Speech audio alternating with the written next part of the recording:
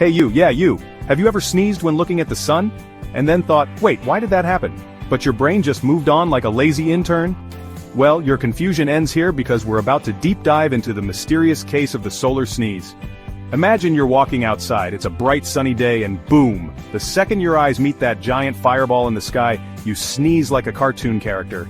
If this happens to you, congrats! You're part of an elite group called the Photic Sneeze Reflex gang. Sounds cool, right? It's basically a VIP club of people whose noses have a mind of their own.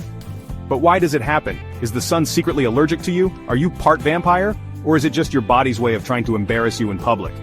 Okay, here's the deal. Scientists call this the Photic Sneeze Reflex.